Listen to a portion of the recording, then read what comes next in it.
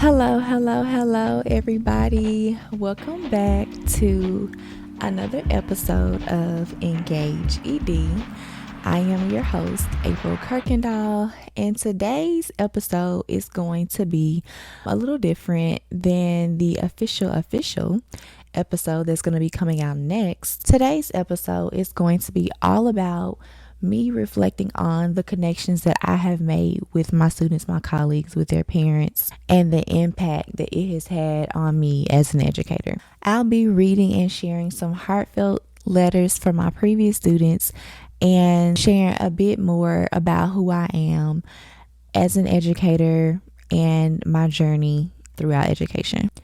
I want to take the moment to share something very special with you all. As a former Spanish teacher, I have had the privilege of touching so many lives, and I have been touched by so many lives, like my incredible students, my colleagues, even my students' parents. Over the years when I taught in Texas and previously in Virginia, my students have always shown me that they appreciate me and have given me letters over the years, and I have held on to those letters.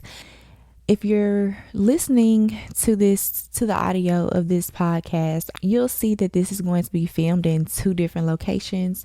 So I'm going to be kind of flashing back and forth between when I initially read these letters and now. As you all know by now, I have two 11-month-old twins, and I am not able to get everything done in one setting. So I had to film this over a series of days. So I'm going to be reading those letters, and then I'll be giving you just a little background on that student and how I feel about it, because they mean so much to me. Before I read the first letter, I just want to tell you that these letters have really gotten me through hard times. Being an educator is not easy. It is a calling. Is not something that you go into for just a check. It is something that you really have to have a passion for, and you have to enjoy children and working with people.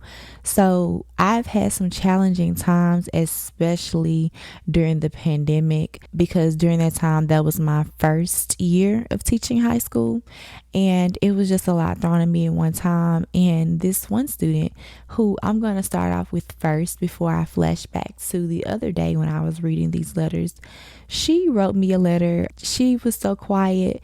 Her name was Jerica. She was one of my quiet, soft-spoken students, but when she wrote this letter, she made me feel seen and heard, and it made me feel like I was making a difference, even though there was a lot of chaos going on in the classroom. So I would pull out her letter. And Jerica, if you listen or ever find this video, I pulled out your letter. I kid you not, every time I was having a bad day, and I would read your letter, and then it would remind me that I'm here for a reason and a purpose, and I am going to fulfill that purpose. So I'm going to go ahead and start off with her letter. And this was before I was married, so I'm going to use my maiden name.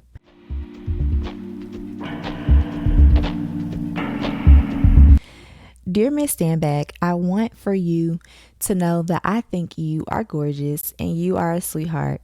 You are one of my favorite teachers, and I want to thank you for sharing your knowledge, and no matter how disrespectful and arrogant these children may be, I will never change because I was raised better than that. I know I'm quiet, but I'm a proud student of yours. Love, Jerica, always. Jerica, that was just so sweet of you. And I appreciate your letter, and I'm going to continue to hold on to that. And I'm glad that you were able to get something out of my class. The next set of letters is going to be a little different. I was nominated by one of my students for Teacher of the Month. I didn't win. However, the words that the student shared about me, my principal, my supervisor, Rianne, she shared with me the words that the student wrote in the document to nominate me as the Teacher of the Month. So I'm going to share that with you, and then I'm going to give my insight on how I feel about it. I'm going to be reading this from my computer because it was sent through an email.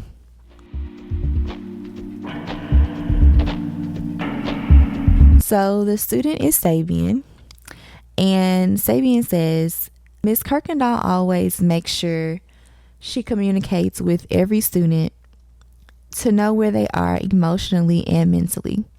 She uses this information to make class enjoyable for all. Mrs. Kirkendall is always encouraging us to try our absolute best. There is no baseline for all her students. There is only individual goals. When you need help, she will be there. Last year, she helped me study for my test when I felt unprepared. The following week, I got the highest score in my class. She made it possible for me to pass and feel confident in my Spanish skills. She deserves this award more than anyone. She does not care who you are. She only cares that you learn something every time you leave her class, and that is absolutely correct. I didn't care who you were, where you came from, if you had previous knowledge of Spanish or not. That was not the goal. My only goal was that you learned something when you left my class, and I made sure of that. I'm going to be sharing my strategies with you all about, getting that retention in your classroom. But thank you, Sabian, for your letter. This is another note that I always just keep by to remind myself that I have a purpose, and my students, even though they may not express it verbally in this way all the time, that if I reach one student, I reach them all. So thank you for these lovely words. Okay, so now more heartfelt letters from my students. I'm going to do a little flashback from the previous days, and then I'll come back to here and I will give my reflection on those letters.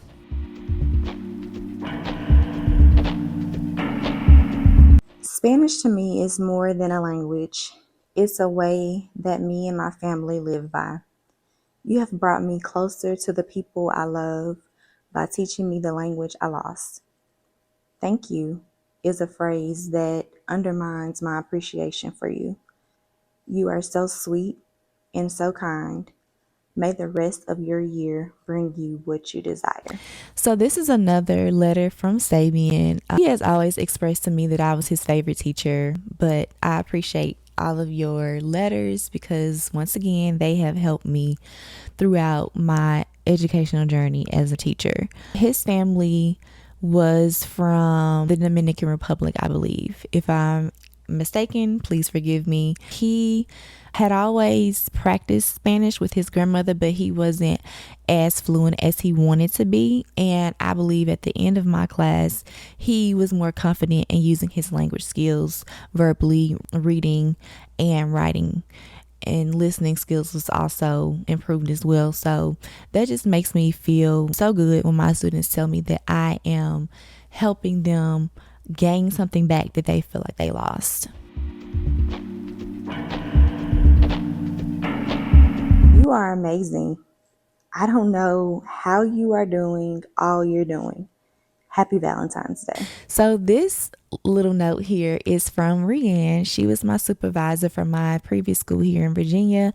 And Rianne, if you're listening, if you're watching, thank you for everything that you did throughout my journey with you all. You taught me so much about what it means to be an intentional educator, and I hold you all in a special place in my heart. So her note was last year during Valentine's Day. Everyone did these cute little cards, but hers just really resonated with me because I was pregnant at the time, and I was doing a lot. I was on a lot of committees, had a lot of meetings, and I was just trying to do the best that I could because I felt like, I don't want me being pregnant to be an excuse as to why I can't do all the things, which is not a good mindset, but it still got me through as much of the semester as I could work. So thank you, Rianne, for reminding me that I can do hard things. And that also has always, that's a saying that she's always say, or that pretty sure she still says it, but that got me through. But that was just always a great reminder that no matter what it is, you can do it. She would jokingly say it with us, but that just stuck with me. No matter how hard the situation may be, you can do hard things, and that's how I did it.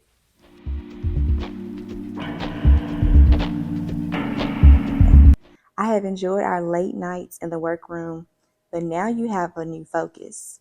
I am so excited for you.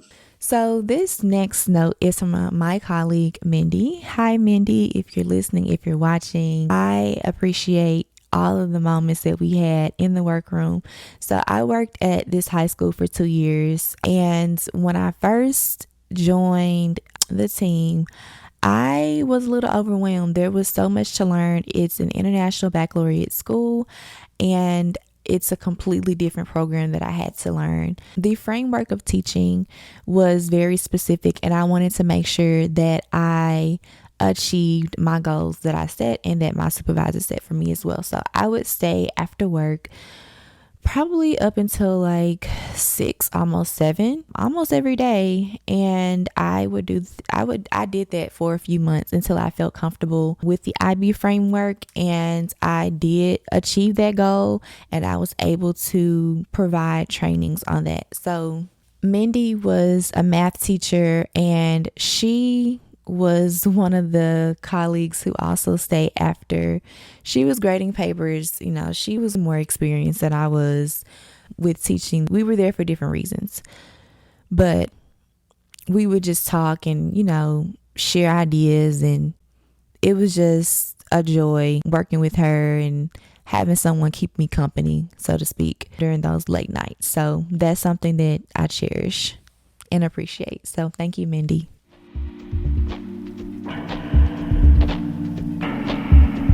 Thank you for teaching me. I appreciate all that you have taught me and helped me with. I hope you have a wonderful summer. So this next letter is from one of my students named Imari. Hi, Imari, if you're listening, if you're watching. She was my student for 2 years in a row, and I was just delighted to see how much she has grown from being a sophomore to a junior. And it's just amazing to see how much your students mature over the time, how they transition in the class, how they gain interest in the topics and really start to take it seriously. So you are absolutely welcome.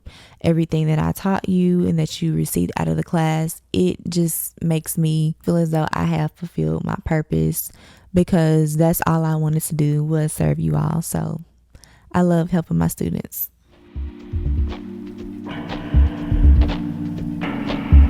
As the sun sets and the moon rises, the glittering sky reveals its greatest surprises. Like a gift sent straight from heaven, a goddess on earth has been sent in. Since day one, I've felt your love, spreading peace just like a dove. Thank you for helping me through it all. A wonderful mother you will be. A wonderful mother you will make. Mrs. Kirkendall. So this is actually a painting, as you can see on the screen. This is from Sabian. And he painted this beautiful painting for my babies as a gift, and then he wrote this wonderful note on the back. And as you heard from my reading, I got a little choked up towards the end, if you could really hear, because I didn't want to leave my students. I didn't want to leave them. I held off my announcement of me leaving for health reasons. I wasn't able to physically be at the school anymore during my pregnancy. So me having to just leave abruptly, and then him thinking so much of me to paint this beautiful painting that is now hanging up in the nursery, and then the beautiful words that he wrote, the poem, it just really makes me know that my impact on my students is bigger than just the classroom. So thank you for those kind words, Sabian. I appreciate them, and I read them from time to time.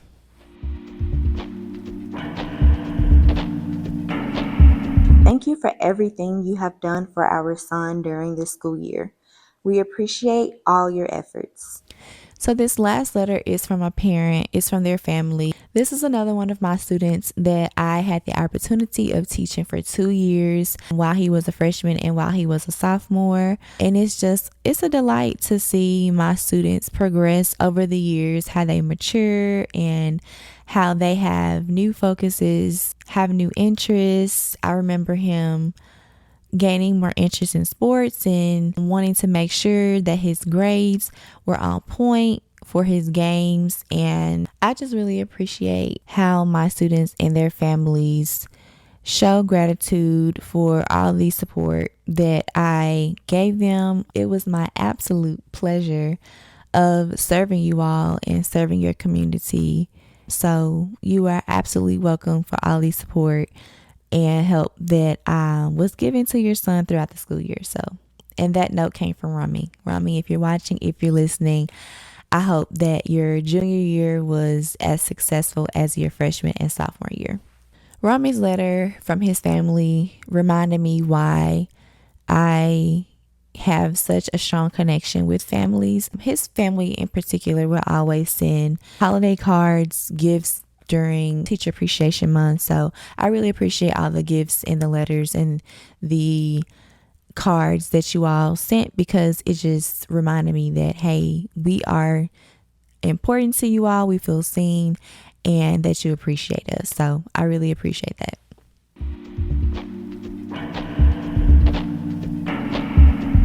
So we're going to switch gears here. I would now like to share a little bit more about myself as an educator and where my journey began. So I started teaching Spanish 6 years ago. I started teaching an exploratory course for sixth graders. It was like a pilot program for IB. I really didn't know, or I wasn't taught the IB framework during that time. So the course was new and it was specifically for the 6th and 7th graders. So I taught them the first 2 years, and then at the end of my second year of teaching, I transitioned to teaching Spanish 1, which is an upper level course, to 8th graders. After that, I transitioned to teaching high school, and I taught Spanish 1 and Spanish 2 during that time. And the pandemic happened in the second semester, at the beginning of the second semester of 2020. And I was just thrown so many challenges, especially when I first started teaching. I had a mentor, but there's only so much that, your colleagues can do for you because they have their own classes that they have to teach. So I decided to go to grad school for education, and I completed an accelerated program that took me 1 year to get my master's degree in education. And when it's an accelerated program, that means that you don't have any breaks. So you go year round. So I went for an entire year and then graduated summa cum laude, 4.0 GPA. And I was just really proud and excited that I achieved that because I learned so much from my program. I felt more confident as an educator, and I felt like I had more to provide and to give to my students and to my campus. So I received my master's degree my last year of teaching middle school, and then I transitioned to high school. So when I started teaching high school, I felt prepared because I was always told that the way that I teach Spanish is in an advanced way, as like a college professor, I was told once. And it wasn't my intention. It's just that the way that I understand it as a second language learner, the way that I interpret it to my students, it's just a little bit easier for them to understand. So I would give a lot of information. However, I would break it down in the way that they can understand. So I felt ready because of that, because of my teaching ability. However, the age group is what really caused me to face so many challenges. Transitioning from middle school to high school was a big change. So the good thing about it is that during that time I was teaching two courses. I was teaching Spanish 1 and Spanish 2. So my Spanish 1 kids, they were actually transitioning from the middle school that I was teaching at previously. And so I was able to be with them for 3 years of their high school, well, their educational career. And then the Spanish 2 is kind of where my challenges began. They were sophomore, juniors, and seniors. And I don't know if you know this, but teenagers think that they know everything. Middle schoolers do too, but teenagers, they are more outspoken about it and bold, and they will try you, so to speak. So I had a lot to learn. It was definitely a learning curve. I didn't know everything. Just because I had a master's degree did not mean that I knew how to navigate the classroom. So during that time is where I really dived into learning more about classroom management. It's the reason why I was able to speak on how to be an intentional teacher at a leadership conference that I spoke at 2 years ago, because I experienced so many challenges that anything that I was faced with, I felt like I could tackle anything.